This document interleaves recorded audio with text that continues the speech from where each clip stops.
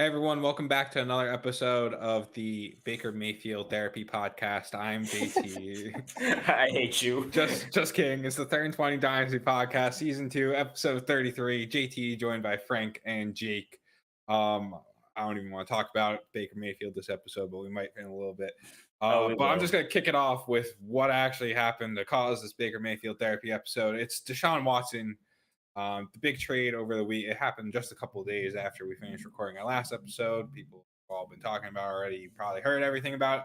But Deshaun Watson to the Browns for like 3 first rounds, a second, a fourth, other stuff. Then they fully guaranteed his contract for a ridiculous amount of money, hundreds of millions of dollars. I don't know, guys. It just feels like, other than the obvious, Browns players go up. Baker Mayfield in limbo. Dude, people were going crazy with the Amari Cooper support. I was seeing that like multiple like high profile Twitter accounts saying that he's now like a top 5 wide receiver guaranteed. Oh no.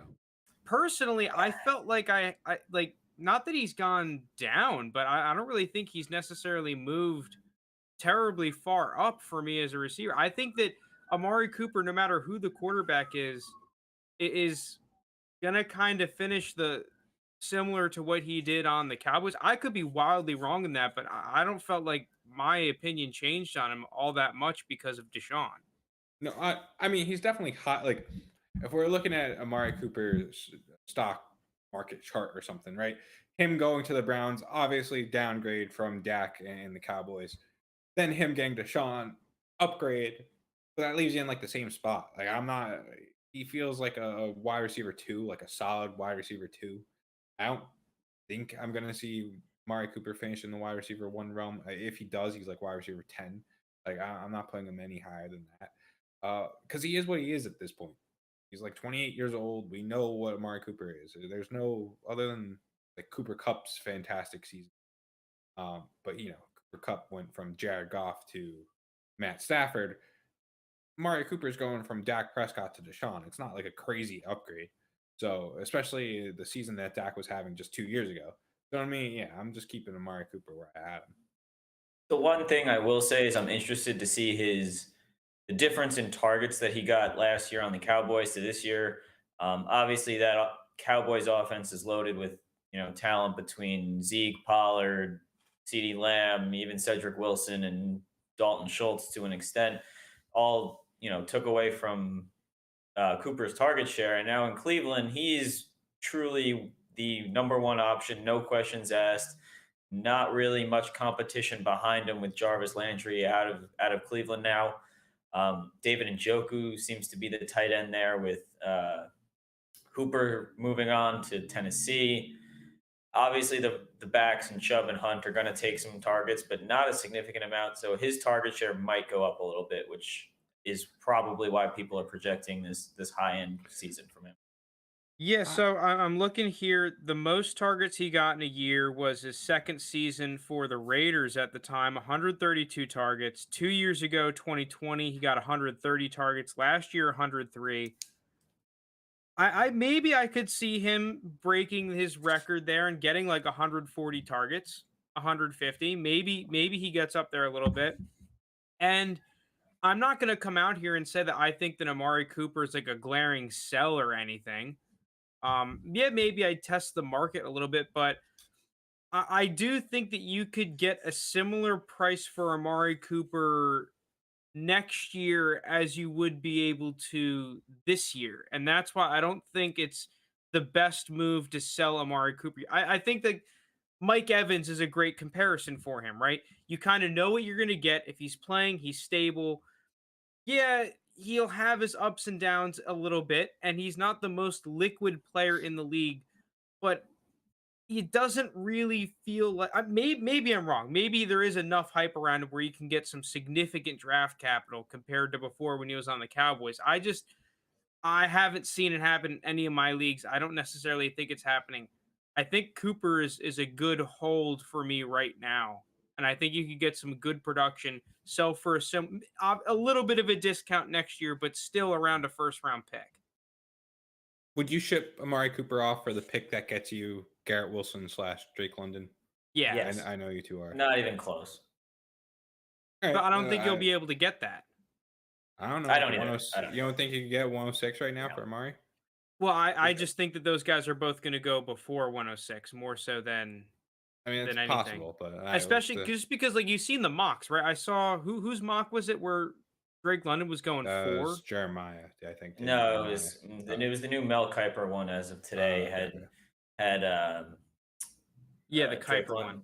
What about in Drake. Daniel Jeremiah's mock? Where was Drake London and Garrett Wilson going? Do you guys know off the top of your head? Or I were they can pull it both up while you still guys top name. 10, top 12-ish? No, I don't think so.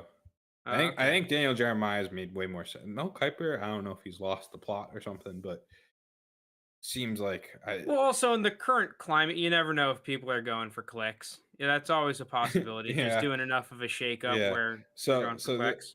this is Daniel Jeremiah's that came out today. I like Daniel Jeremiah more. He's got Garrett Wilson 8, Drake London 10. So same landing spot for Wilson. Mel Kiper had him at Garrett Wilson at 8 to the Falcons as well. So Drake London we've seen it before where a guy goes like around the 10th spot and still falls past 106. Jalen Waddle last year. Yeah. Yeah.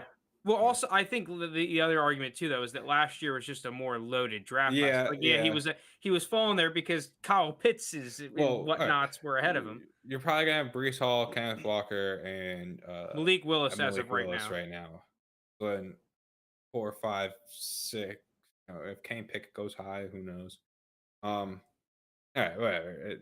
I just wanted to test the market. Well, what other Browns like? Are you buying any of the tight ends because of this? Well, I would buy Harrison Bryant. I think he's pretty much free in terms of.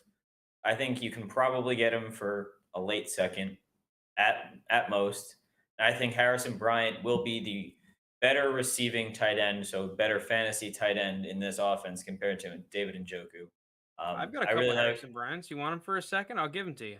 Maybe. We'll see. Yeah, I'm not buying Harrison Bryant first. I think you can get him for cheaper than that. That's more so what I was That's what I'm saying. I was saying late second, like worst case scenario. I think the real price is probably, that mid early third, 303 to 305 area. You could probably snag him for pretty much not a whole lot. And I think his upside with Deshaun is just worth the buy there. I hate using the so and so doesn't throw their tight ends, right? Because people say that about Aaron Rodgers all. He doesn't throw to his tight ends. But we have seen with Deshaun, like he's not really throwing to the tight ends. I mean, who's he had at tight end? He's had nobody. Well, okay. That's where I was leading to. I don't think he's had talented tight ends. But do I think Harrison Bryant is a very talented tight end that's going to all of a sudden see this huge uptick because Deshaun's there? I don't think so. I'd rather just take the gamble on some rookie tight end with. I think more of the problem for me is that Stefanski uses too many damn tight ends. Yeah, there's always 9 of them on the field. Yeah, you got the Gerald Everett wherever he goes kind of situation. It's just like him and someone else, and it's just cannibalize each other and they're there's just flex play. I mean, how many offenses have had multiple relevant tight ends? Like everyone's gonna probably that one Patriots. Probably offense. one. That's it. I'm trying to think of another one and I can't. So, well, the Bucs kind of like when OJ Howard and Cameron Brate were doing their thing. Like Jameis Winston had to throw like a crazy amount of times for them to be relevant too. It's not something you see. That's the only. So any other movers? DPJ, you guys buying Peoples Jones? I just always think of the Kyle Yates, Allen Robinson tweet. What about that one fast dude from Anthony Schwartz? Anthony Schwartz. I know. I was just low on Anthony Schwartz coming out. He had some flashy plays with Baker, but again, I just think this is a team that like Will Fuller's still out there. I don't think Jarvis Landry will come back, but there's still some veteran wide receivers that I think that could come in and just make a player like Anthony Schwartz like totally obsolete. Yeah, I like Anthony Schwartz. I just don't want to pay anything for him. I don't think you will. I don't mean, what do you have to pay for Anthony Schwartz? Yeah, but the problem is like I want to pick him up for like 5 fab in free agency. And if I Yeah. have Anthony Schwartz, I'm not giving him up for 5 fab. He's you probably know? just sitting on. If you have taxi leagues, he's probably just sitting on someone's taxi, and they're I just probably think not whatever it inclined to takes move to him. get him is not worth it. Yeah, I agree with that. All right, let's move on. So the flip side of that is we had Matt Ryan going to the Colts. Because the Falcons were like, "Hey, we want you, Deshaun Watson," which I like. Hey, morals and everything aside, if you know that this quarterback's going to be on your team and he's not going to jail, and even if he's suspended for 6 games or whatever, and you don't have a top 5, top 10 quarterback, like it makes sense to go out and try and get Deshaun Watson, morals aside. So I feel like Matt Ryan shouldn't. I get that he spent so much time there, but he shouldn't be hurt. Baker Mayfield shouldn't have been hurt. Like it's just a top 5 quarterback.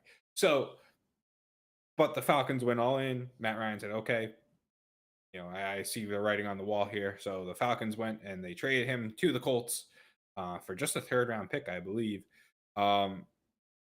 I think this is intriguing for the Colts. Like, I don't. People were like, "Oh, this gives Michael Pittman a huge boost." I don't necessarily agree with that. I just think I'm keeping everyone the same. It's status quo here. I don't know about this, but it's just you slightly upgrade from Matt Ryan to Carson Wentz. I mean, Pretty dude, much. Wentz had a good year last year too, statistically speaking. I mean, he was definitely He- inconsistent, and from like a legitimate football perspective, this is where the upgrade comes in. But are we really expecting Matt Ryan to come out here and with the current targets? Okay, they might bring other receivers in through the draft and stuff that could increase the total passing output of the offense, but are we expecting any of the current pieces to really increase their production because of Matt Ryan? I agree with you. No. I don't really think so. Maybe one of the tight ends, but that's even then, like I'm not necessarily going out and hard acquiring anyone on that Colts offense Well, at especially their prices. with the tight ends, it's kind of, are you a believer of Mo Alley Cox or Kyle Granson? I don't know. I think either can be the main guy, but I think they could also just eat there. I think I do like Kylan Granson though. Like once I'm not I like him hard too. acquiring, but I think he's if I were I to have him in a choose couple leagues. anyone on that offense to really go after, it'd probably be him. He actually had a pretty high yards per route run. I think he was second in tight ends behind, believe it or not, Brevin Jordan. So Well, yeah, the other thing with him is that okay, he's a little bit short, but in terms of receiving ability, that was never the question. He just kind of needs to mold into an NFL tight end, get the blocking stuff down. Probably, I mean, it's tough for the young tight ends because they have to know the run scheme and the pass scheme. So, like, just being a young guy in an offense, especially for a competing team that's trying to win games, make the playoffs, they're not just going to throw a young player in there for shits and giggles to see what they got. So you expect him, it's going to take a couple of years to develop. I just think he's a very interesting player that costs you nothing. yeah, I agree. He's another one that just feels like he's probably on someone's taxi. So trying to get him would be annoying. All right, moving on though. So the Falcons get rid of Matt Ryan, and who they bring in? They bring in Marcus Mariota, a free agent. I don't necessarily hate this deal as long as they have a separate plan in place at quarterback, and Marcus I, Mariota is not in the long term. I think It, this just obviously just screams bridge quarterback. I mean, I think we're going to see Mariota's fine. I think he's earned the right to, have a second go at being a starter, but I don't think this is the long-term solution for the Falcons. And I think they're aware of that. I think they're going to go out and they're going to take a quarterback in this draft and just roll from there. If Mariota's the guy, he's the guy, and congratulations, good for him. He worked his ass off and got it. But I do think this solidifies they're going to take a quarterback with one of these high selections that they have. I don't necessarily disagree. I think it might be next year that they take a quarterback and not this year. But either way, I think a quarterback will be coming. But I'm more interested in the 2 main pieces: Patterson's Cordell Patterson, like whatever. Marcus Mariota, Kyle Pitts. Like what should they be valued as? Like is Kyle Pitts still the tight end one? Could Marcus I Mariota mean, put up? nothing's going to change there. Nothing's going to change on the Kyle he's Pitts just front. he's just the youngest tight end who has potential of being that tight I mean, end. he Like, also did have a good rookie year. I know he didn't score a whole lot of touchdowns, but I think that's just due to just natural, improvement there. So in terms of hits, there's just no way anyone that has him is going to sell him for anything less than the tight end one value. He is a generational prospect. He came in, he showed him, he's good. He's not a bust by any sense of the word, and his value is just not going to go anywhere. all right, but let me put it to you this way, because I think the answer might have been different just a month ago. Would you rather have Kyle Pitts, or who's your top 2021 quarterback? Ones that just came out last. I don't know who's yours, but Kyle Pitts versus that guy. Yeah, the ones that just came out. I mean, Trevor Lawrence is probably still the QB1. Okay, so would you rather have QB2? Would you rather have Kyle Pitts or Trevor Lawrence? I mean, probably. I think I'd rather have Pitts. Ooh. Okay, so see, Frank said, I think if we were talking about this a month ago, Jake, I think you would have said Pitts. I think now it's just kind of closed the gap from Pitts being that highly rated to now. I mean, they were always close as the season went on, and we saw what these quarterbacks were. The gap was always closing in that sense. Just none of these quarterbacks in the 2020 class or 2021 class really showed they were going to be absolutely elite. Like none of them had the Justin Herbert season. None of them had the even Kyler season from when he was a rookie. So like, there's a whole lot of that gap was shrinking by the day anyway. So I think it's close, and I think we'll look at keep trade cut. It's probably pretty close, just straight up. Yeah, well, right. What about Mariota? What's his value? Well, Joe Herbert's in the chat saying you can't trust Mariota to stay healthy. Does he have injury concerns? Yes. Like, what is? Yeah, because I don't know how to value him personally. He's very interesting. Kyle Pitts is actually still a mid to late second ahead of the likes of Trey Lance. See, I think it should be more just because of the risk. Like, I feel like there's no risk with Kyle Pitts. He's an early second over Trey Lance. I think Kyle Pitts, it's like we kind of like, dude, if you're discounting Kyle Pitts from this, like, oh yeah, I agree. I'm just talking about what majority opinion thinks. As far as Marcus Mariota, I was seeing people say like he could be a quarterback one this season because he's got that rushing upside and everything. Yeah, Jake's shaking his head. Frank's giving the I don't know. It's just like with what army? You know? Yes. Yeah. Exactly. Like he has nothing. He lost Russell Gage, Calvin Ridley suspended, Cordarrelle Patterson, Mike Davis in the backfield. Like you're working with nothing. You can't expect much from a guy that doesn't have any help. And on top of that, like Joe Herbert said, like he has an injury history, and that offensive line isn't great, and he's going to be running a little bit. I would wager to say that he's not going to play all 17 games next year. Well, also, like, looking at their receivers, you're going to tell me that Arthur Smith isn't going to try to, at least I think, build a run-first offense? I just don't think that this offense is great for passing attack players, right? I mean, just looking at everything. Now, that being said, what about a guy like Frank Darby? Is there any interest in trying to buy low, quote unquote, on a guy like Frank Darby and praying that he's relevant at any point during this year? No. Just think about all the Giants' weapons last year, and like try and come up with who you would have wanted on your team any given week. It's hard, and that's just like other than Kyle Pitts, like same with like how it was if Saquon was healthy. Other than Saquon, like who did you want on your team? And that's just I think what we're going to see this year from the Falcons. Yeah, I'm definitely penciling them in right now as a team that's going to have no top 24 receivers. Oh, definitely. I think you could have put most quarterbacks there, and I don't see the likes of Frank Darby getting you a top 24 season. Yeah, he should be rostered though. Like if he's on the waivers, you should definitely snag him. But I'm gonna assume that he's rostered in most leagues, especially after the news broke and whatnot. Like since he's literally, I'm pretty sure he's like the only receiver that they have. Yeah. I'm not touching. All right, this is some big news because I mean we've seen I was seeing some crazy stuff on the Twitter sphere in regards to this move. Oh yeah, I haven't. Maybe I missed it all in the hype and everything. What were you seeing?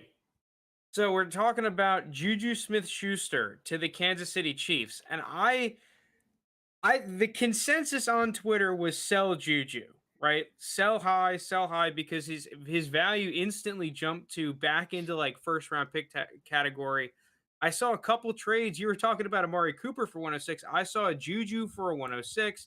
I was seeing a Excuse lot of me? Juju for late firsts. His keep trade cut value is 112 right now, and it's only going up currently. Yeah, I like So- I think right now in most leagues, like Juju Smith Schuster is firmly going for a late first round pick in the Kansas City Chiefs offense. Dude, to be honest, I actually like this move a lot for Juju and the Chiefs. Unsurprisingly, right? Like, but the thing is, to me, this is exactly what the Chiefs needed on offense is a guy like Juju Smith-Schuster, someone who can actually catch the ball, unlike Miko Harbin and half the other fucking receivers they had last year, right? Like, just get someone who's reliable underneath, who's going to catch the football. Do you see like any like because we saw what he could do as a number 2 under AB. Now he's probably the number 3. Like, are you buying into the hype here? I just think No. if the price is 106, you're pushing me. I've cooled on the wide receivers a little bit. If you're telling me Garrett Wilson's there, like I think I'd still just rather have Garrett Wilson. But I think what we run into in the issue with Juju is he kind of at this point feels like Mike Williams of last year, maybe a year and a half ago, where it's like he's had that good season, he's put it together, somewhat, but then you also have a bunch of disappointing seasons at the same time. So it's like, who actually are you? What receiver are you? What are you going to bring to my team? And I think personally 109 is about as much as I'd be willing to pay for Juju. See, I don't even think I'm that high on Juju. I think I'm honestly more. You like Pickens a lot, and Pickens is probably there at 109. If Sure, Pickens isn't there, are you still taking 109? I mean, are you still taking 109 over Juju?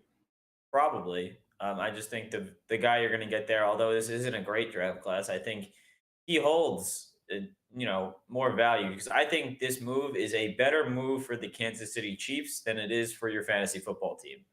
I think Juju brings a lot to the table. I think he's a great blocker. He's a great teammate. He's a guy that you really want to have, and he's a guy that can be very reliable as that wide receiver too that Kansas City hasn't had in years.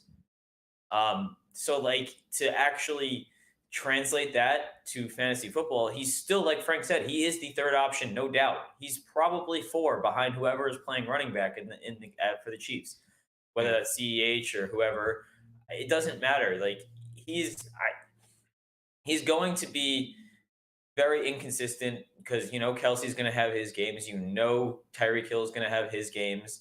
And I understand the Chiefs offense puts up a lot of points and a lot of yards. That's why everyone's, running out there to buy Juju right now or try to sell him because people are buying. I think it's a better move for the Chiefs to get that number 2 that Patrick Mahomes has never had than for your fantasy team. I think you will be disappointed if you go out and spend a first round pick on Juju. I don't know. Maybe it's just because we clash in opinions, but you're starting to make me like Juju more and more with what you're saying. See, the thing is with Juju is that he's a floor play. I think that he's kind of a lock to be around like over 800 yards, but I really doubt that he's like going to be pushing 1,100 or 1,200 yards on the Chiefs. Maybe he's good in the red zone. I don't really know what I would do with him. I think if I had him. Jake brought up an interesting point where I think he hurts CEH more than CEH hurts him. Because now I think CEH hurts himself the most. Like, well, yeah. Fair. I said the running back. I don't know who that's going to be. Well, whoever the running back is, I think I don't know if they're going to draft one, but like I wouldn't be concerned about that other than Breece Hall, which I don't think the Chiefs would. I mean, maybe, but regardless, I think Juju, like Frank's saying, floor play with upside though. With upside, he is in that Chiefs I'm not taking the bait, right? But Juju is just such a significantly better player than the likes of Mecole Hardman and No Marcus doubt. Robinson. I'm not saying that. He's no doubt better than those guys. But again, how much consistent fantasy production, or even as a flex play where you're just throwing him in as an upside, how many times is that going to help you based on just all the other mouths that are there to feed? And maybe I'm just buying into all the can't feed everyone mentality here, but like I've said it 3-4 times already. It's a better move for the Chiefs. It makes them better as a team. Well, this is also a team with all right. Mecole Hardman finished as wide receiver 50 last year, so Juju significantly better than Mecole Hardman. I don't think it's. But how many more targets are available for him than what Mecole Hardman got? Mecole Hardman's still there. Obviously, they lost Byron Pringle, and he's going to take a lot of Hardman's targets, no doubt. But how many targets are legitimately available for him? The other thing, though, is now you have a 32, 33-year-old Travis Kelce who, like, is he durable enough to stay healthy yet again another season? Like, I think there's a lot of factors where Juju's price could skyrocket given the situation that he's in. Like right now, it's steady. There's a steady drumbeat of Juju hype, and you're getting those 106s for Juju. But, like, Juju has a good game first week of the season, or one of those players gets hurt, and all of a sudden he's now the number 2 on a Patrick Mahomes offense. Like, his value is going to go pretty crazy. Well, I think. the same time, the 106 deal is like that was more hyperbole. That's a consensus. Yeah. I think that's overpay too. But yeah, that's what I'm saying. So you could get him for cheaper than that. Well, it's funny too is that I was thinking too, like, because I had just said a couple minutes ago, okay, well, his upside, I don't think he has that upside, but at the same time, we did see that upside in Pittsburgh. Like, it's not out of the question that he can repeat a season he's already had. And I don't think it's unfair to say that his situation in Pittsburgh the past couple seasons was pretty dog shit, right? Like, he got a lot of injuries. They were kind of forcing him into a role that maybe he didn't really want to play in. I can see both sides of the coin. To me, I guess the big question that you have to have with Juju is if you're buying him, you have to be confident long term. You have to be confident that, okay, for the next 3 or 4 seasons, I'm going to be getting a 1,000-yard receiver, because if you're going to buy him just for this year, because it's a 1-year deal, and like Joe Herbert's saying in the chat, 70% incentive. So I think he's right in that the Chiefs aren't completely sold on him. I mean, I think you have to be sold on him. I think that's just fugazi cap bullshit, to be honest. I want to see what the incentives actually are before I say anything about that. But like, I just think if you're buying Juju because you think he's gonna be amazing next year, I think there's just cheaper buys for the level of production that that's projected out of Juju Smith-Schuster.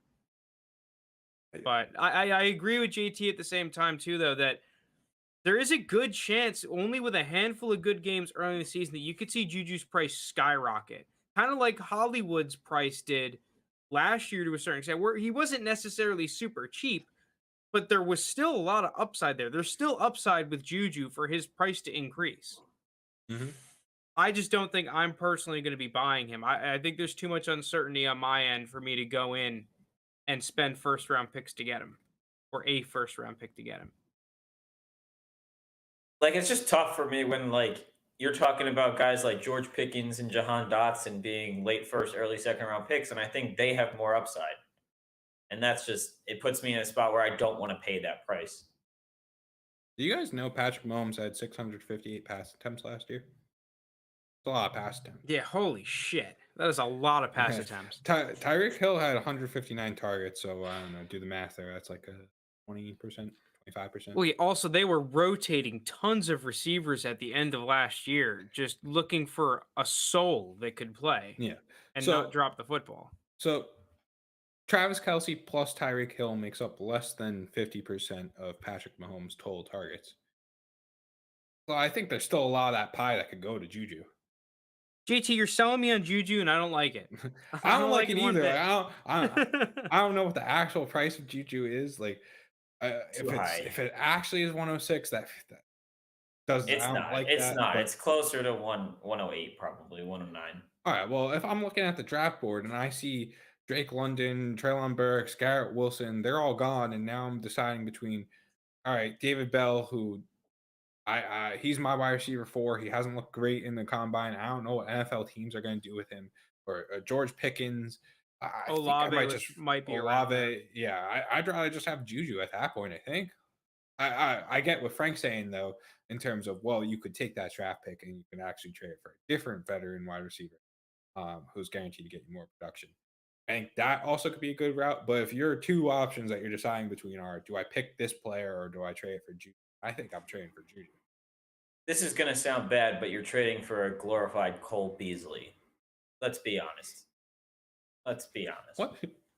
Well, Cole Beasley, the past few years, has been the most consistent guy. He always gets about 900 yards, couple touchdowns, and that's exactly what you're going to get from Juju. You're trading for a glorified Cole Beasley. Let's be real. Cole Beasley's only gotten 900 yards once in his career. I think JT swayed me a little bit. I think I'm more in on Juju than I was 10 minutes ago. Go. It's the power of I don't know, my charm. All right. Leonard Fournette makes us happy. He was visiting with the Patriots, which everyone was in a panic from that because they're like, well, Ramondre Stevenson, Damian Harris, and Leonard Fournette, like, what are we doing here? But then he ultimately went back to the Bucs on a 3-year deal. I don't know how realistic that 3-year deal actually is. They probably could get out from earlier, but it's encouraging that he's back. Same situation. His redraft value is probably skyrocketed. I don't know how much his dynasty value has actually moved from this, but I do think he's probably going to be undervalued again.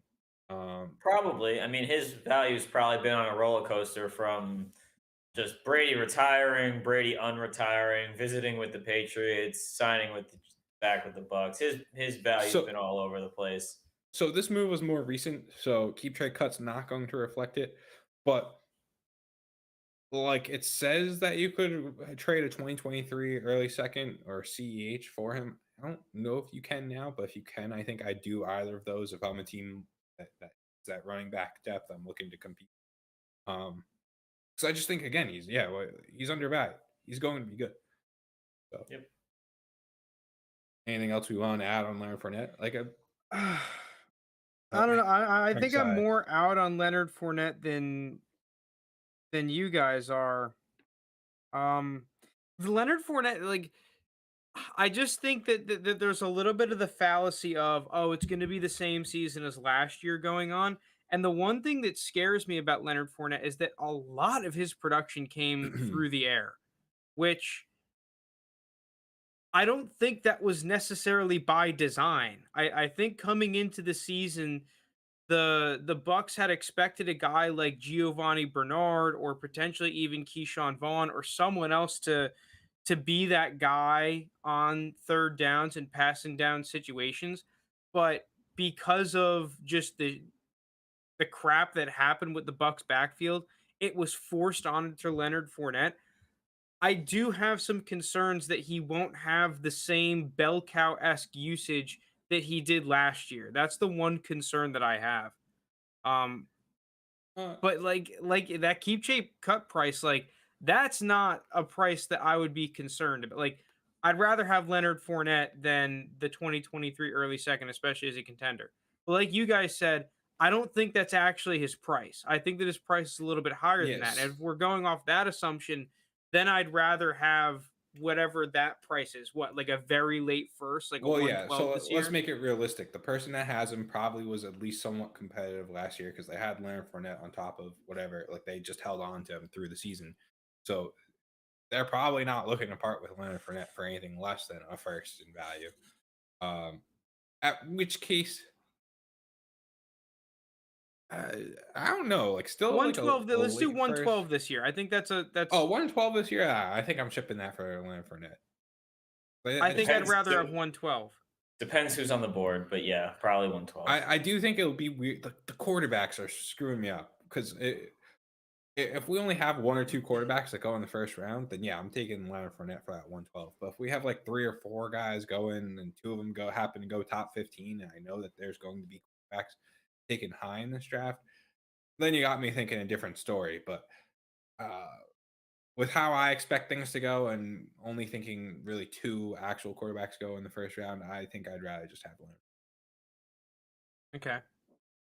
All right, let's move on to the next one, which is not nearly as exciting as the recent guys, but we got Gerald Everett to the Chargers.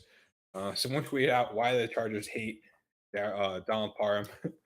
I agree. It's kind of just like they do everything they can to make sure that his value stays low. Just bringing in all these other. Is he alive? I remember he got like really injured. Yeah, he was. I think he's back now and everything. Yeah, it was a scary injury. But yeah, I it just seems like the same story as always for both these guys, right? Donald Parham he's primed to maybe finally have that opportunity to get the full starting role, and then that veteran tight end comes in, a la Jared Cook and now Gerald Everett. And then Gerald Everett, it's like, oh look, he's finally going to have the opportunity to be the tight end on his own, and then Seattle's just Seattle. You had Tyler Higbee in Los Angeles, and now it's going to be him and Parham. The other Los Yeah, Angeles. it's just Committee City. Yeah, Stay far away. And like we were saying earlier, committees and 2 tight ends being relevant. But yeah, bunch of wastelanders over there in LA right now. Yeah, I'm probably not like I have him in a couple leagues, Gerald Everett. I'm not actively going out and trying to acquire more Gerald Everett. Certainly, I might package him in a deal if I can, if he looks shiny to someone. But I don't think there's much interest. Yeah, the thing is that's unfortunate is that usually when a player moves, like you said, just any sort of action is good action, just any sort of movement. This is one of the rare circumstances where it's just not. No one's excited about Gerald Everett going to the Chargers. He's just not a flashy You think he would be, right? Like tied to Justin Herbert, right? Like, you could, in theory, make arguments. It's just not going to happen. I'll say, like, in startup drafts, I don't know. I haven't done a startup draft recently. I'm going to assume his, where he is, his ADP is probably kind of attractive, at least somewhat. But, yeah, it's just not someone in, like, an established leagues I'm going to go out and try and actually give up capital for. Moving on to another, just, whatever kind of thing. We got Jamison Crowder going to the Bills. We had our boy. This is really a very interesting move to me. Yeah, I kind of really like this one.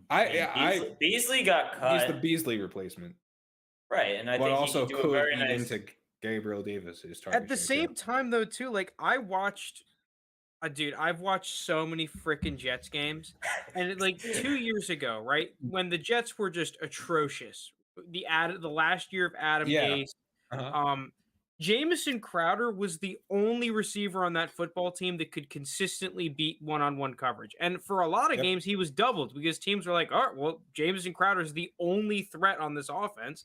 Let's double him the whole game. He kind of lost some of the juice he had last year. Maybe he was injured. I think he started off the season, if I remember correctly. But definitely what I felt, because now, I watched the Jets games last year more focusing on Zach Wilson than anything. But he definitely wasn't the same player last year that you got 2 years ago, 3 years ago, and whatnot. But if he can come back, season injured. If he can come back to what he was 2 years ago, he could be a very sneaky, low-key, good little flex buy as a contender. Yeah, I think at least he's more exciting than last year. Emmanuel Sanders was, pretty solid for this Bills offense. I think Jamison Crowder is just like 7 years younger than Emmanuel Sanders, and actually, a good target machine. Like in PPR leagues, I think Jamison Crowder is going to be a very attractive option. Yeah, I don't know. It is kind of just though like Stephon Diggs is going to be Stephon Diggs, and then I do have question marks about how the Bills feel about Gabriel Davis and what Gabriel Davis possibly can be. I'm interested to see the Bills draft because I think there's a very good chance they take a receiver with either of their first 2 picks. So if that's the case, see, the thing is, I like that even more for Jamison Crowder because that means that there's going to be more people making reasons why this offense, you shouldn't be investing in players like Gabe Davis and Jamison Crowder. And yes, I understand the concerns of consistency, but fact of the matter is, I'm not paying for a consistent receiver when I'm acquiring Jamison Crowder. I'm paying like a third round pick, a mid third round pick.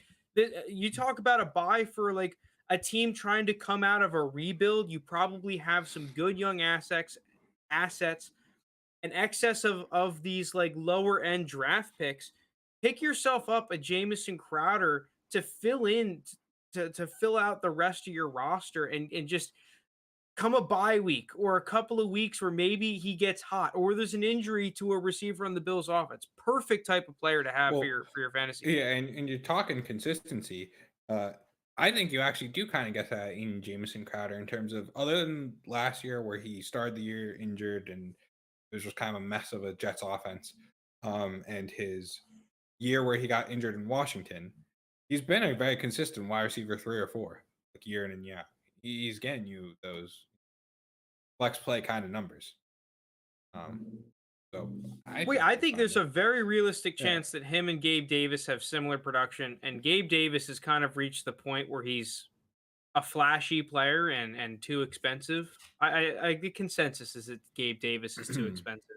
Well, going into next year, I just want Jamison Crowder, Steve Davis. But yeah, I was a big Cole Beasley believer. I had Cole Beasley in a ton of leagues, picked him up for dirt cheap in like every startup, and I loved playing him in the flex. He was a good little player to have in the flex. Consistently underrated. Jamison Crowder's the new Cole Beasley. Sign me up. All right, so I'm looking at chat right now. Crowder to the Bills hurts McKenzie. Yeah, I agree with that. I think McKenzie's kind of done for at this point. Chat also says, P to the R says, I got offered Hawkinson for Juju and 106 and 1 QB. I offered Juju and the pick for Pitts. He countered with Hawk. Big time rebuilding and have 102 and 102. I would not. If you're rebuilding, that's just not a good enough value move. Yeah, I'm not giving Juju and 106 for Hawkinson. Right. If you offer that package for better players to your league mates, I think you might just be able to get a better player in terms of consensus. I love Hawkinson, don't get me wrong, but I'm not that high. When you're rebuilding, you can't go just after players that you like. You're purely playing value if you're rebuilding, and you need liquidity. Like that's a factor that you need to really have in the forefront of your moves. Yeah. Joe Herbert also says, I think the Bills might draft an alpha wide receiver coming behind Diggs. Pickens could do that. I could see that theoretically. I could. But once again, who does that hurt? That hurts Gabe Davis. That doesn't hurt. Yeah, Jamison I agree. Crowder. I mean, which of these receivers really would hurt? Like Garrett Wilson, I guess, would hurt Jamison Crowder, but the Bills just aren't drafting high enough, most likely, according to the mocks, to get Garrett Wilson. So I think all is well. All right. Last news and notes. This is kind of just a speculative thing. We got Baker and Jimmy G, both the quarterbacks that have been expected to get traded. No real movement on their front. Now it's looking like teams just don't even want Baker. I don't know what the deal. John Lynch is saying that they have a deal on deck for 2 second-round picks for Jimmy G. I just don't believe that. I don't know. So he might be just trying to play the game. Like, yeah, we've got an offer. Come get it. I do not believe the stories though that Baker has zero market and that the teams are only asking for the Browns to trade in picks, because I also saw reports that the Browns only wanted to trade Baker for a first, and I believe that a lot more than the Browns have to give up a pick to move Baker Mayfield. Now, this is the issue because the Panthers screwed everything up last year with the Sam Darnold trade. Because I think that would be a reasonable trade for Baker Mayfield, who at least has shown us a lot more than Sam Darnold. But now that the Panthers did that kind of trade for Sam Darnold, immediately extended him, and then got burnt by how bad Sam Darnold was, I think a lot of teams are like, yeah, we just don't want that PR kind of thing. Like the risk is like way more than the reward, which I see that side, but I also just think Baker is so much better. And that's the Panthers would have been way better off just doing that for Baker rather than Darnold. Well, we also got to see what happens in the draft, because there are probably teams thinking like, okay, we want one of these draft quarterbacks more than whatever the price is for Baker. come the shit show that is the NFL draft. And we don't know what a team like Pittsburgh potentially could do in terms of trying to trade up in front of a team like a Carolina for a guy like Malik Willis, or someone trading up for Kenny Pickett, whatever the hell happens. Then I think we have more clarity on what's going to happen with both of these guys. I just think like at this point though, who's going out and getting like Seattle? Like who's getting these guys right now? That was my big question: is who's truly in the market still for a quarterback? It seems like the teams remaining are just set on just going with a rookie. I mean, you have Atlanta. Looks like they need a quarterback still. They got Mariota as a bridge, but I don't know what they're going to do. They're either going to roll Mariota or take a rookie to behind him or a rookie next year and go with that. Who else? Detroit, Giants, maybe. yeah, Lions. Detroit, Yeah, the Lions. the or problem Detroit, with the these Giants. guys, the Baker and Jimmy type, is they're too good for these teams. Like they're not. They just put you in limbo and purgatory, which you don't want to be as these teams. Well, also you have to remember the potential injury scenario. You remember the Sam Bradford move years ago, where The I forget Eagles. who it was. The starting quarterback gets injured. All of a sudden, Sam Bradford gets traded for a first round pick because I mean, that's probably more of a Jimmy G move, because if you're moving, if you're getting Jimmy G, you're expecting to. All right, we're going to try and win some games here. If you're going for Baker Mayfield, you're thinking, okay, I'm buying low on a potential franchise quarterback. So it's almost two different types of moves. Yeah, yeah. I so like put yourself as the Giants GM here though, right? Like, would you rather just kind of punt this season? You got Ty, like you could see what you have in Daniel Jones still. Like you're just like, hey, go out there and play. If he doesn't play well, okay, we'll switch in Tyrod, and just write out the season and get a better quarterback next year. Or would you rather just go out and get Baker Mayfield and like let's put it where it is. Baker is not a Super Bowl winning quarterback, but he is a starting quarterback in the league. But he makes more sense for a team like Washington, who jumped the gun and went and got Carson Wentz. I think like Washington probably would have been a good trade candidate for Baker Mayfield. I don't know. Yeah, to me, Baker is the classic on draft night kind of a quarterback. Yeah. And it also, like, what's the asking price in reality? Because that's It has a to big be. factor. It has to be Second. similar to what Wentz went for, right? Wentz was 2/3. 2/3. I mean, I could see a second, and a third. I don't know. I just don't. It's tough because all these teams that still need a quarterback, a lot of them have these high draft picks that you're not going to get Baker Mayfield. The Giants aren't giving up pick 5 or 7 for Baker Mayfield. If they want a first round pick, that's too bad.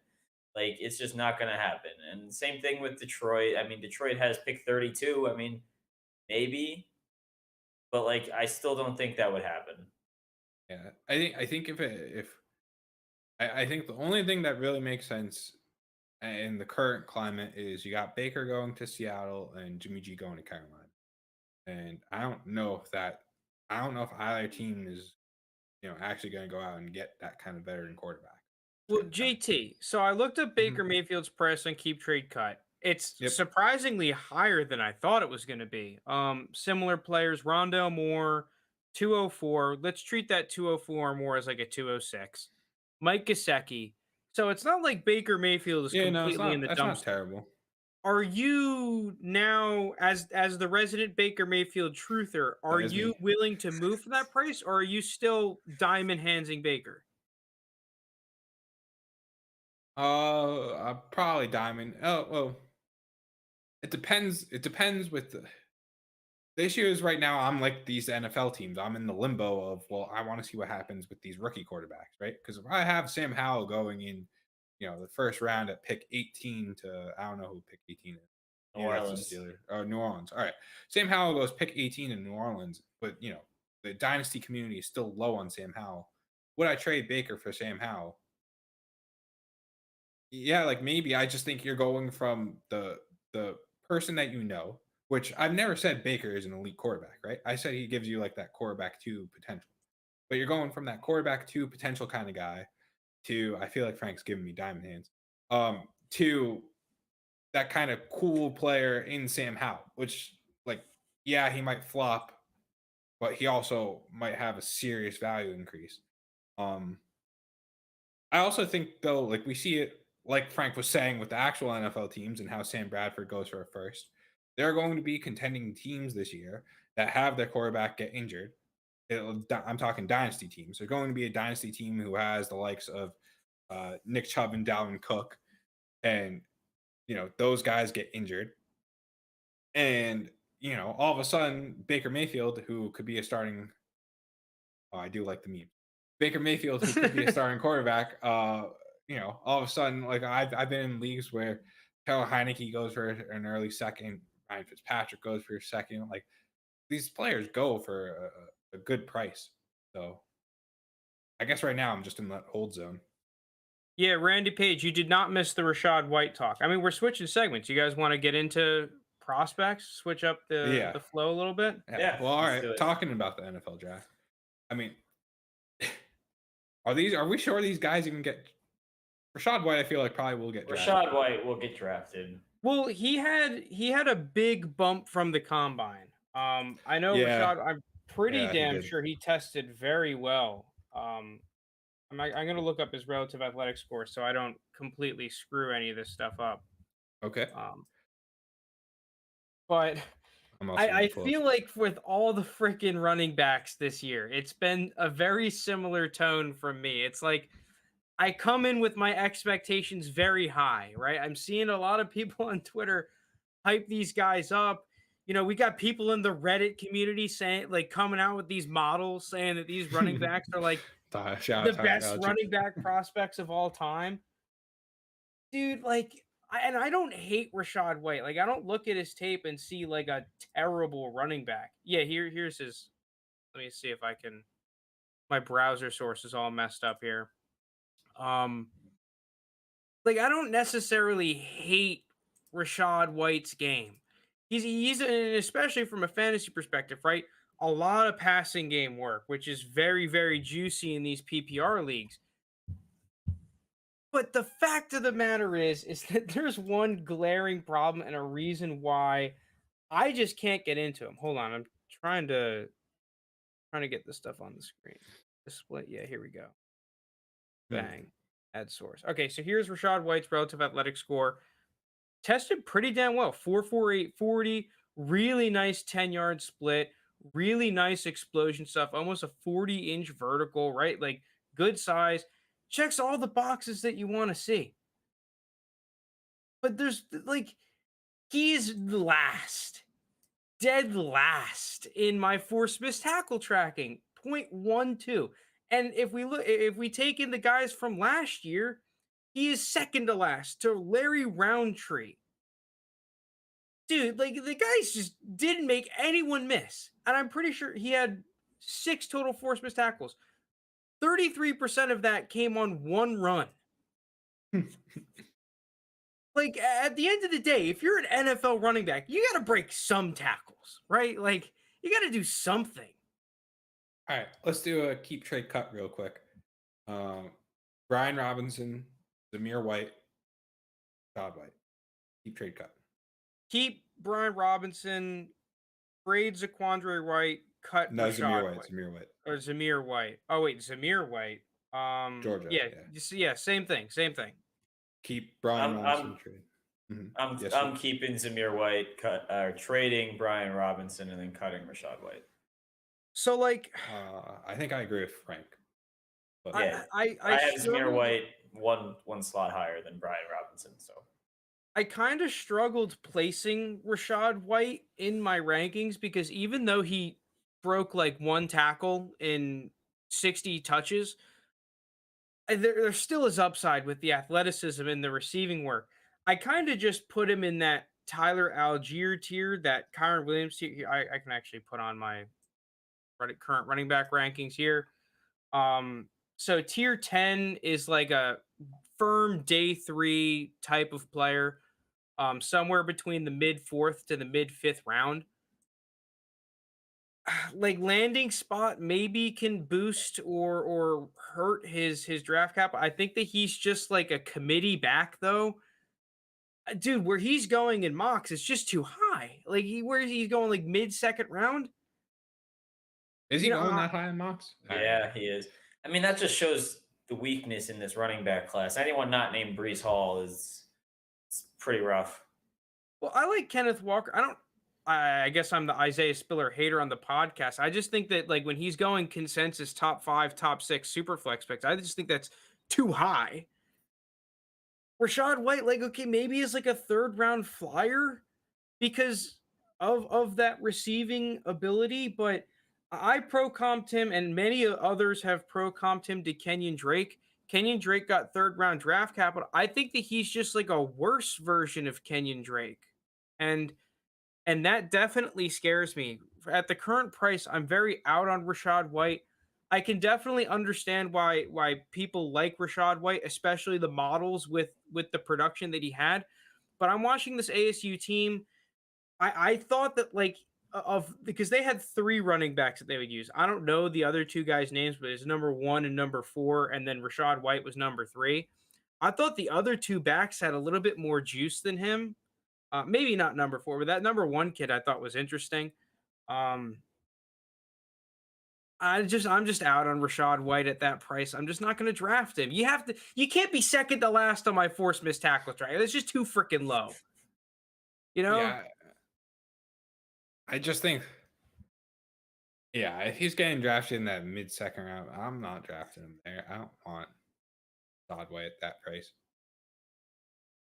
Like, Give me- because okay, you compare him. Let's compare to some of the backs last year and where they went. Right, like Mhm. I'll pull up the forced missed tackle tracking I did last year. Also, Okay. Isaiah Spiller is just on here, so don't mind him. Hmm. Ramondre Stevenson, I definitely like more than Rachaad White. He was going what Yep. mid-3rd. Yeah. Khalil Herbert, I liked a lot. He Yeah, was we were high going on what Khalil late Herbert. 3rd, 4th round. Hmm. Kenneth Gainwell, late 2nd. So like, okay, maybe that's what he is, a Kenneth Gainwell right now. I don't know. I I just, but even Kenneth Gainwell, where was he at here? 0.3, like literally triple. He broke triple the amount of tackles. And I guess that's the other big problem I have with Rachaad White too, is that here, let me pull it up.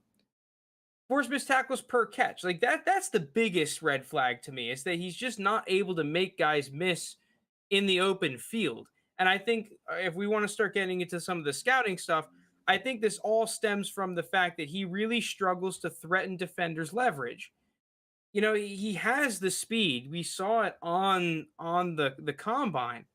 But when you look at him run, unless it's just long speed and he's already at the 2nd level, I think he runs way too nonchalant. And because of that, he's just way too easy to tackle when he's moving laterally. Like once he's downfield with some momentum, he's good. But that's like every running back is good in that scenario. And he's not elite in that Mhm. circumstance either. Like you look at a guy like Jonathan Taylor, like God forbid he gets going down, you're not bringing him down. Javonte Williams, another dude like that. Mhm. So, I um, so Randy Page just said Spiller just ran a 4.63. He's dead to me. LOL. I think they clocked him in at higher than that, at 4.56 or something. I was never concerned about Spiller's 40 time because he is a bigger back. Like that's yeah. just not a problem for me. Well, the other thing His other too is that his question, game isn't long speed, Isaiah Spiller. And dude, that 40 time, what it doesn't account for is the fact that Isaiah Spiller, like the big thing about Isaiah Spiller, and the reason I still like him a lot, his lateral quickness and his Yep. footwork is fucking Yep. ridiculous. Like Did he do really, the really burst? good. I don't know if he did burst drills today. But anyway, Randy Page is also asking who's that 4th running back that's going to be a day 2 pick.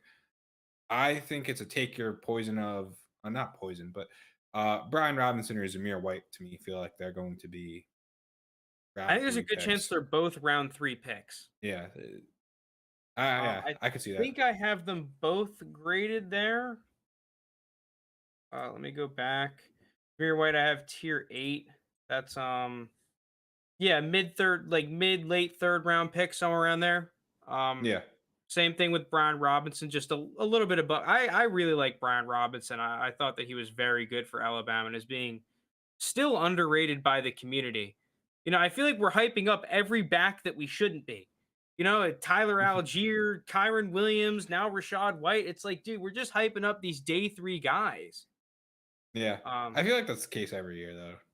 It's just, you got your small little chat that's like, yeah, we want this player. It just happens every year. All right. Well, let's move on to other guy who you're kind of surprised with how he ranked. Yeah. This one hurt because I watched a couple of the UNC games, right? They're a fun team to watch. I think they have a fun offense. Obviously Sam Howell, what's that receiver Downs? Josh Downs? I'm getting that right? Mm-hmm. Dude, Josh Downs is a freaking beast. He's really good. That's not a surprise. And I was excited for Ty Chandler. I've watched some of the games live. I'm like, okay, this guy's interesting. He had a couple of good runs. And I said on the last mock draft we did last week, Ty Chandler, like sleeper pick, right? 4th round, I would be on him. Dude, I just don't see how Ty Chandler's going to succeed. And I hate to say this, but right now he's my last ranked running back. And I wish it was different. I really wish it was different because I still like sleeper pick to last ranked running back. What a turn of events. Because, dude, like, he plays hard, right? That's definitely not a problem with him. And he shows a couple of flashes here and there, but what does he do at an above average level, right? Aside from blocking for his teammates down the field randomly, he's definitely good at that. But we don't get fantasy points for that. So let's just start off with the passing game. His route running, he ad-libs and does all this bullshit way too much. I could show you a clip of this one game against. This is when he's playing for Tennessee. I hope I didn't blast everyone's ears with that volume. 253. Well, I gotta pull it up. Here, like you can see, this is a direct problem of his route running. He's at the bottom of the screen here. He's doing this like dancing around and whatnot, and it completely throws off the timing of the route, right? He's like nonchalant out there, does like 6 cuts out of the route, and the quarterback is like, bro, just break. And you're watching this, and a lot of people would say, like, oh, that's just a terrible throw. No, dude, that's a horrible route. Like, just get to the flat, just get to the spot. Stop dancing around so much. So, like, his route running, you see that all the time, and it's pretty frustrating. He doesn't run with enough power. So, like, he just goes down on contact too easily. Consistently, very consistently, fails to see the backside cuts and holes on runs. So, and on the few zone scheme runs that I saw out of them, I didn't like it. I thought that he did a poor job of reading the leverage of his blockers on those types of runs. So, like, okay, he's great at gap runs and power runs. But then we go back to, well, he's not a power runner. So what? I'm going to take a non-power runner to run a bunch of power runs in the NFL? Like, no shot. Yeah. Where? How does he win? How does he win? Like, that's my question. I'm probably not drafting him. He just, I don't know. He seems like he's going to be a just backup kind of player. What are you saying in the chat, guy. JT? Well, Joe Herbert was saying Mahomes was a sleeper QB. So I thought, Jackson Mahomes, that might be a good sleeper QB. Just get him Jackson Mahomes might have a higher force missed tackle than Rachaad White. Like, you could get him for 0 fab. You saw how he dominated the Washington football team's field. So more than some NFL players can say. Yeah, he was walking all over one of the all-time great safeties. Yeah. All right. We're going to move on to the last segment. I'm just not like Ty Chandler. Yeah, I could keep going onto more of the nitty-gritty stuff, but it's just like I'm not drafting them, either of these guys at their price. Like, maybe if Rachaad White goes down to like a late 3rd, then you can justify him. or if you really, really love that receiving output and you say like, okay, he doesn't need to break tackles, he just needs to catch the ball. Okay, all power to you, but I'm not drafting him. All right. So final segment, we're talking about wide receivers that we're looking to break out this year, or rookie wide receivers that had just I'll just let you get into it, Frank, before stepping all over So your segment. we did this segment last year, and the takeaway of it was basically the breakout receivers were Jacoby Myers and Deebo Samuel. And we were all like, ha ha ha, yeah, Deebo Samuel and Jacoby Myers, breakout receivers. And then we just kind of forgot about it. And then if you actually followed what we were saying, it's like you were probably pretty happy with those purchases, especially Deebo Samuel, right? Like, yeah, he kind of was like the big buy last year, mm-hmm. other than Cooper Kupp. So I was like, well, fuck it. Let's look at it for this year and see what happens. So let's start off with the most impactful one, third-year breakouts. You guys probably weren't watching at the time. I don't recommend you go and watch the video. It's horrible. But there was 2 cases for third-year breakout receivers that and it wasn't my study, but that guy's study that we looked at. And the 2 were, you finished in the top 40 your rookie year, and then finished outside of the top 70 your second year on the PPR leaderboards, half PPR leaderboards. And then that, like, a lot of those dudes fit third-year breakout profile. And that was the Deebo Samuel case. He finished, I think, wide receiver 36 his rookie year, gets injured, so finishes like 0, and then boom, breakout. The other one was you finished like pretty crap your rookie year, increase at least 33 spots from your rookie year to your second year, and then that's another potential for a third-year breakout scenario. And there is like 90,000 receivers that potentially fit that. So, what do you guys want to hear first? You guys want to hear the Deebo candidate this year? Yeah, let's hear the Deebo candidate. The guys that had that good rookie season. There was one, because taking away the players that had already broken out, which was Justin Jefferson, CeeDee Lamb, T. Higgins, because he broke out last year. It was Chase Claypool, who didn't finish outside the top 70, Brandon Ayuk, who also didn't finish outside the top 70, and Laviska Shenault somehow managed to finish inside the top 70 this year. That's actually surprising. You want to know who it is? JT's going to hate it. Well, you already told me. Jerry Jeudy. Oh. Jerry Jeudy is the guy that fits that scenario. He finished somewhere in the 30s, I think, his rookie year.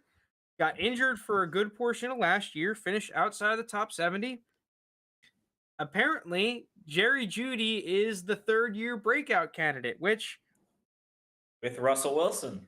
I hate it because, like, Jerry Jeudy's kind of being hyped, and that's, like, a consensus take. I wanted this to be another, like, oh, dude, this, like, forgotten about kind of player, right? Like, I was hoping it would be that, but it's Jerry Jeudy, so... It would have been nice if it was Laviska Shenault. I would have been all over that. Yeah, the issue with Jerry Jeudy is... But, you could say the same thing about Deebo Samuel last year, where I'm just going to do...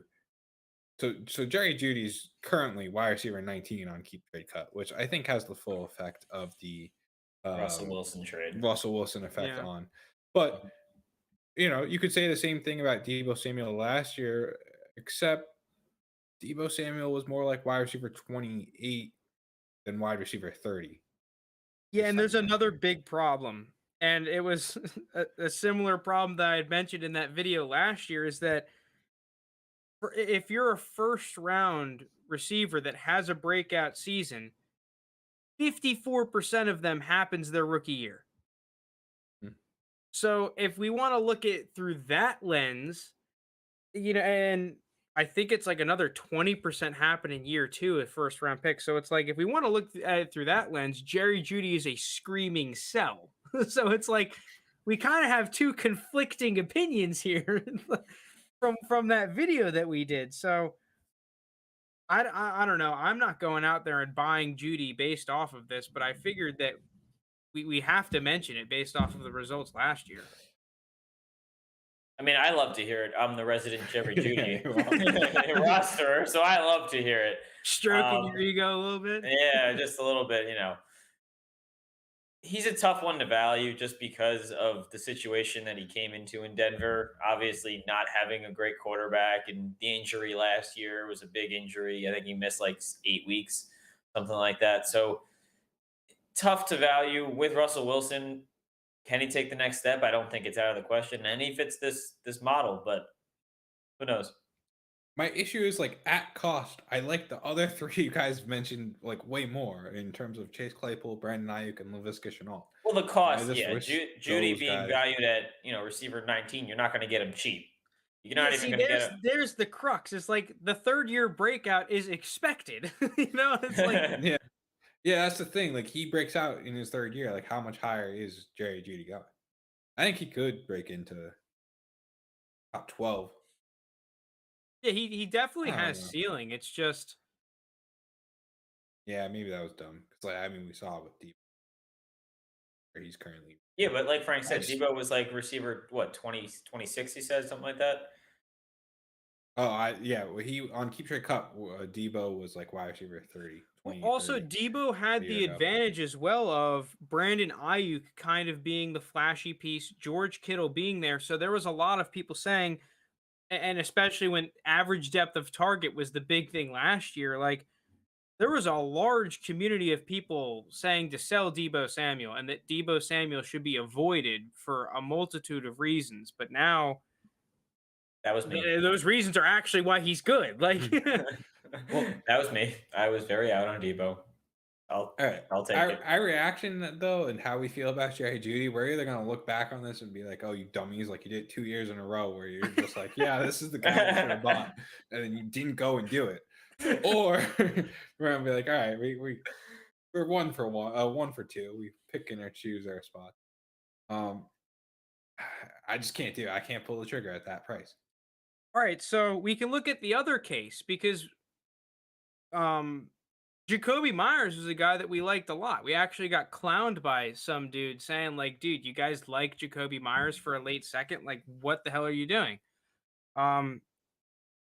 So that was the one where you finish outside of, I think, the top 86 on the PPR leaderboard, and then you increase your ranking in your second season 33 spots. Now, the only problem with this is that there's plenty of receivers who like finish 178 and then go up to 126, which is like what, 5 catches difference. Yeah. So let's just be kind of reasonable and take it with you went from being pretty damn irrelevant to at least kind of relevant. And there's actually a lot of them. So the list is Van Jefferson. This is hilarious. Brian Edwards, Wes Watkins, Donovan's Peoples-Jones, Juwan Jennings, KJ Osborne, Marquez Callaway, and Westbrook Akina, that dude from the Titans. Yeah. They all pretty darn well fit the bill of increasing 33 spots and not being completely irrelevant. I don't know which one is the right answer, to be completely honest. I think these are all not great looking. Do you have stats on how likely it is that one of these players does it? Like, So it's not how likely, it's because it's more looking. I'm gonna try and get the words correctly here. It's like 80% of all breakout receivers, at least at the time, fit one of these two circumstances. So it's Players if you break out, in, you in probably year fit one of 3, you're these. saying. Yeah, if you break out in year 3, it usually fits one of these 3 circumstances. It's not if you fit one of these 3 circumstances, you're going to break out. Got it. Okay. So, yeah. So there's a chance that just none of these guys break out. Like that's part. Yeah, of there's the- definitely a chance. Now, I think that there is one of these dudes has, because you look at a guy like KJ Osborne. What if Adam Thielen went somewhere else in free agency? I mean, you look at he didn't get a crap ton of targets, but he had some pretty damn good production and was really good. Like, dude, he was playable for a lot of last season. And if you picked him up off waivers, like that was one of the better pickups. Like, it feels like he's still one of those dudes under the radar. Wes Watkins, while he wasn't necessarily playable, like he had a lot of good plays and kind of took the role that Jalen Reagor was expected to have. Marquez Callaway, he was a one dude that was hyped and didn't necessarily live up to it, but he wasn't terrible. Like, I think there is potential in some of these dudes. It's just, I guess let's play the game. Let's pick one. Read the Who list are you again. hanging your hat on? Read the list one more Van time. Jefferson, Brian Edwards, Quez Watkins, Donovan Peoples-Jones, Juwan Jennings, KJ Osborne, Marquez Callaway, Westbrook Akina. I forget the guy's name. Is it just Nick? Am I getting that Yeah. wrong? Yeah, I think it is. Nick Westbrook. Joe Herb. I'm also a big Juwan Jennings guy. I liked him he went to Tennessee. I'm not getting that wrong. And then he ran like the slowest 40 of all time. I mean, you guys know who my answer is going to be. I just don't want to say it. JT's picking the next Terrell Owens. Like, fool me once, shame on you. Fool me twice, shame on me. Fool me 3 times. Brian Edwards is my breakout wide receiver. Like, that's just how, that's the third part of the quote that you guys are forgetting about. I hate it, but I'm also gonna say Brian Edwards. No, the problem is, Seriously? so they bring in Devontae Adams. You That's still got only gonna Darren help Waller him. there, but you still got Darren Waller there, so it's kind of the same thing of like, how much of this Derek Carr pie are we splitting around to make Brian Edwards relevant, especially when Brian Edwards, like, he'd ignore Brian Edwards before. But I don't know, like, the comps to Brian Edwards were always Devontae Adams, like, and now I got both of them. I just love how we went from saying that Juju can't get a piece of the pie as like the 3rd/4th guy, yet somehow Brian Edwards is gonna get a piece of the pie. No, as like the 9th guy. I agree. It doesn't feel like it should be right, but it's just like, this is what do they call it, take lock. Like, I'm so like, I have dug my hole so deep, like I am under the coffins in terms of where I am, or I'm on top of Mount Rushmore where I'm planting this flag of Brian Edwards is going to be good someday. Oh, dude, wait a minute. I have the best meme for this. All right, you meme me away, because that's, we saw a South Carolina receiver do it last year. I'm just gonna hold Brian Edwards and hope it happens. If it doesn't happen, well, guess what? 4th year breakouts. Let's find the stats on those guys. There are Brian none. Edwards. Yeah. Oh, no, I can't get a GIF up easily. Dang. I was gonna try and pull up, that one, like it was kind of like a popular Twitter or TikTok where in Elden Ring the giant just stomping you. Like, that's you with Brian Edwards. The giant is just destroying you over and over again. I'm sticking with it. I don't know. Like, none of those other guys, I mean, I could break down every one of the other guys. Like Van Jefferson, we just, like, they just brought in more receivers. Like, he is older than most of these other guys. Like, I don't see how he improves. Who are the other main guys? Like Juwan Jennings. Don't worry, I got Lounis's answer down for you. So, like, I really like Quez Watkins. I really think he's gonna just improve and continue to grow from last year. He would be my other option. Honestly, yeah, he would be my other option. Van Jefferson's probably one of the more consensus picks because he finished wide receiver 36 last year. And with the Robert Woods trade, it kind of like makes sense that he slots into the same deep threat role that he was last year. I mean, they did get Allen Robinson, but yeah. Yeah, but you're thinking that Allen Robinson is because Robert Woods to me was always that dude. Like, if you're playing off man coverage and double teaming Cooper Kupp, okay, give me Robert Woods one-on-one in like the intermediate space. To me, that's what they're doing now with Allen Robinson. Is like, okay, if you're going to play that coverage and take away Cooper Kupp, we're going to have this one-on-one with Allen Robinson. And then Van Jefferson is your burner over the top to stretch the field. I'm going to go with the window, Marquez Callaway. I'm going to go with Marquez Callaway. I think we were a year early. People were a year too early on Marquez Callaway. I mean, if we're looking at the role, right, and the position, like he's the only dude on this list that firmly has the wide receiver 2 spot Yeah. as of right now. He had some struggles last year, but with a little bit of development, I think that Marquez Callaway, I guess Westbrook Akina is the other dude that has potentially a wide receiver 2 role now with Julio Jones out. I gotta They got imagine Robert so. Woods. They Oh got yeah, they Robert brought Woods. Robert Woods. Yeah, Kobe on that. That's not happening. I'm gonna go with Marquez Callaway. I kind of like the Callaway one. They got J-Mo back there slinging the pill. Yeah, It's gonna be a especially when fun you team. consider he had Ian Book and Taysom Hill. Randy Page is going Yeah. with Donovan Peoples-Jones and KJ Osborne. Skull Dynasty is hitting Brian Edwards. We got a lot of Brian Edwards left. I thought that was the last person that was to be getting love this offseason in any segment. Well, I mean, like we're talking like he went from 30 points in his rookie year to 93 points in his second year. Like, you know, you get into the 120 point range, that's putting you in a wide receiver 3. Putting you in a flex play is what it's doing. Yeah. And that's not asking for a whole lot of improvement, but it is just like, does Josh McDaniels utilize Brian Edwards? I don't know.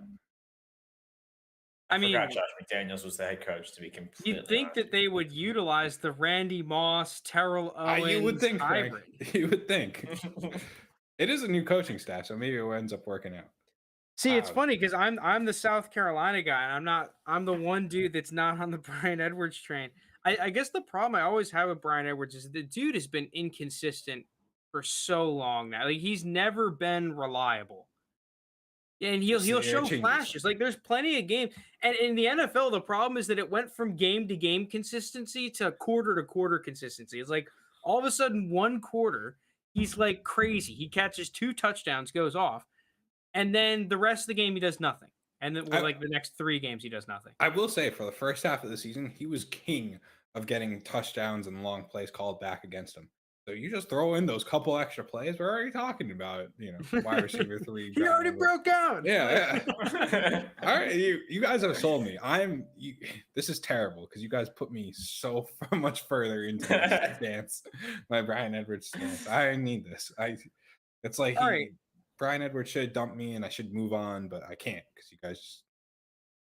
So the other thing I wanted to talk about was kind of like the rookies from this year, the wide receiver 2 potential guys, right? So generally speaking, and this is kind of like a no shit statement, like if you finished wide receiver 29 to 79 your rookie year, there's a pretty darn good chance you're going to finish as a wide receiver 2 again within the next, like usually the next season, but within the next 2 seasons. So, okay, let's just knock out the obvious in Devontae Smith. Amon-Ra, is he around there as well? He might have finished 22. He might have finished above he was wide that. receiver 22. Okay, so he's not even included. And obviously Chase and Waddle. Now, I'm knocking out Devontae Smith because he's valued as like a wide receiver 1. So, like, what's the point of arguing for him to be a wide receiver 2? I guess same thing with Elijah Moore. So that leaves the following: Rondale Moore, Rachaad Bateman, Josh Palmer. Last year, the guys is not like other. Yeah, last year the guys were Darnell Mooney and Gabriel Davis, who, I mean, I think as a podcast at the price, we were saying, yeah, we love those buys, especially in startups. Are we thinking the same thing again here with Rondale Moore, Bateman, Josh Palmer? Well, I think Bateman's price is going to be higher than the others, and that's probably justified. I think we all had Bateman as a very high-end receiver prospect in last year's class, so I do like that buy. In terms of Rondale Moore, I also loved as a prospect, and I think the opportunity is now there with Kirk gone and AJ Green moving on. So I think he has another good opportunity. So overall, I like these guys. Josh Palmer's kind of value got squashed a little bit when Mike Williams resigned, but I still think there's some room there for him to be the wide receiver 3 and maybe be a inconsistent flex play kind of guy.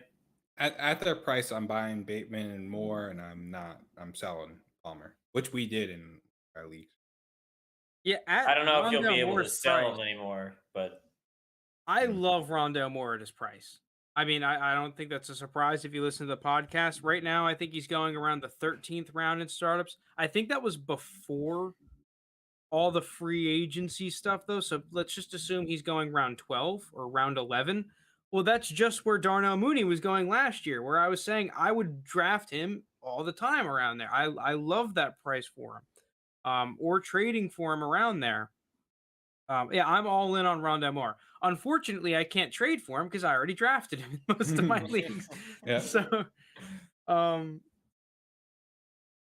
yeah, we're there. But I like Rondell Moore as the breakout from here. What about Josh Palmer? Because we haven't necessarily touched on him.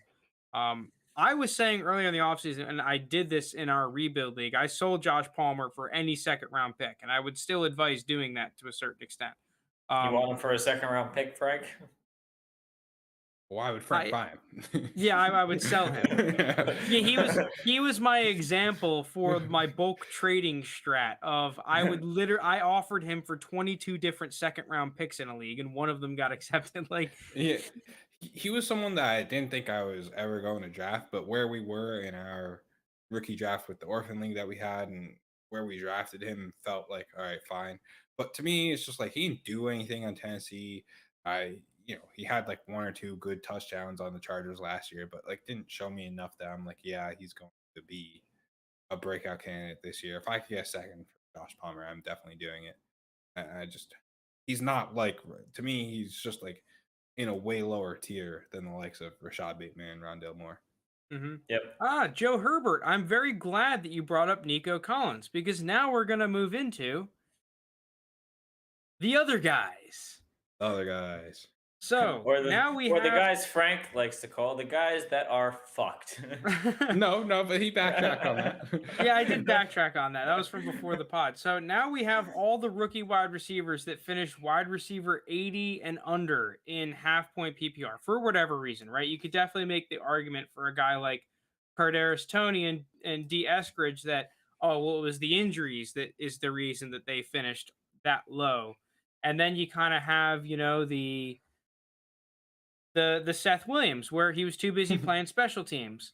And Amari Rodgers, he was too busy filling up the water cups for the other receivers, right? Like, so there's nothing about the breakout segment that really has to do with this, but I guess we can kind of plant our flag on which one that we believe in from this list. Joe Herbert, I guess, is on the Nico Collins train. I don't hate that. I actually kind of like that train. That honestly might be a train. I was gonna be on the Nico Collins train on this one, so yeah. Unfortunately, this is more so like you're hoping, because we were talking about this before the pod too. You're hoping that they do the 33 spot increase so that they have a third year breakout kind of train for these dudes. I'm still going Dimey Brown. I'm not out on Dimey Brown. Yeah. All right. So this is gonna be kind of, again, it's just takeaway. It's the guys that I liked before, and it's the guys that I still like. So that's Paris Marshall, Dimey Brown, Seth Williams. Those are the guys I liked before the draft. Those are the guys I'm gonna like now.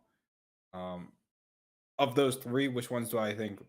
I like Nico Collins too, and so Nico Collins is one that I will also pick. Of those four, I think Diami's most likely. I think, believe it or not, you guys probably believe it, Terrace Marshall is the least likely to do it. Like, I think he had the opportunity already. He did get hurt. He battles injury all the time, but that's kind of part of the risk that you take with Terrace Marshall. I think even Seth Williams might have a better chance than Terrace Marshall to break out, which hurts for me to say. I'm still holding though. I'm not trading him for anything. I'm gonna just like rule like Kadarius Toney out of this group because I think he played pretty well when he was actually playing, and the injury played a big factor in this. And you bring in a new coaching staff that's more offensively oriented. I think it's going to help him. I think they're going to get the ball in his hands way more than they did last season, and it's going to show. So I think he has a good shot to improve a lot. So, but I'm going to blame that on the injury of his under wide receiver 80 finish. Other than that, I do like Nico Collins. I think Anthony Schwartz is an interesting option. We've talked about him when we talked about Deshaun Watson earlier. Marquez, no, that's about it. I mean, none of these other guys really stick out to The me. only other one that I think could be possible is Frank Darby, just because of the lack of depth on the team. But like, I don't know. I would think it's going to be a Frank Darby. Yeah, the problem with Darby is that he's just not like athletic enough for me. Amir Smith Marset, I mean, he finally did something in the last week of the season. So like, Same with Seth Williams. I just think for Marset, there's just too much that has to go right for him to be getting snaps. yeah. Also, the guys that drafted him aren't there anymore. Both Spielman and what's his name, Zimmer. Zimmer, the Kellen Mond hater, the bane of Mr. Mon. Amari Rogers, like he has an opportunity to step up. He could be really interesting. I kind of liked him. I fell into preseason bait. It's funny. I'm the dude that preaches never watch preseason. Don't ever adjust for preseason. It's bait, right? I said that for every player. You know, even Jamar Chase. We were all saying the drops. It doesn't matter. It doesn't matter. Preseason doesn't matter, except for Amari freaking Rogers. I watched the preseason games and I was like, dude, I like it. I was out on him all offseason, but I'm going to trade for an Amari Rogers. And I traded a damn third for an Amari Rogers in a league. And I could have kept that third. I could have been chilling. But maybe he has an opportunity here because the Packers kind of have no receivers right now. That's not bad. I doubt it. I don't know. It's not an Amari Rogers guy. I mean, the Packers legitimately have no wide receivers right now. Yeah, but they have 2 first-round draft picks that they could get a wide receiver from. Plus, like, yeah, but they don't draft receivers. That's their thing. All right, that's their thing. I have to assume if Aaron Rodgers knew Devontae Adams was leaving, which the reports allegedly say, and they haven't gone out and signed any big free agent wide receivers, like you gotta tell, like they gotta be drafting a wide receiver. Why else would, other than money? Which, like, I get you're making a lot of money, Aaron Rodgers, but you could make a lot of money somewhere else. So they have to be getting some wide receiver. They have to. Well, I mean, I guess the one last thing that gives hope for Amari Rogers, and I brought this up before, that the Packers are just one of those organizations that has a process, and one of those is that they just don't want to rely on rookies. They're not the type of team that drafts a rookie and is like, not usually, and if it is, it's usually a first-round pick. Usually the defensive side of football too. Yeah, like you're gonna be an understudy for year one and even year two to a certain extent, and then you're going to be kind of worked into the system over time. We're not going to rush anyone, so I guess that is a potential plus for Amari Rogers, is that you're praying that's just the way they do things. So all the rookies have to fill up water cups year one, and you're hoping maybe you can see the field this year. All right, is that a good place to cut this episode? I believe so. I think so as well. We do have an announcement for everyone that's listening. We are going to be back tomorrow. I'll tease it. We won't say exactly what we're doing yet because we're still working out all of the stuff. But we have a new idea. It's probably going to be it'll be a shorter stream than this kind of stream. But we'll be streaming tomorrow, where we kind of put our money figuratively where our mouth is. And it'll be our first year trying out the process. So I think this idea has legs, and I think it could turn into something special if we do it right. But, please tune in tomorrow if you like us and everything. We'd really appreciate it. So with that, thank you, everyone, for listening. Season 2, episode 33. Thanks, everyone. Thanks, guys.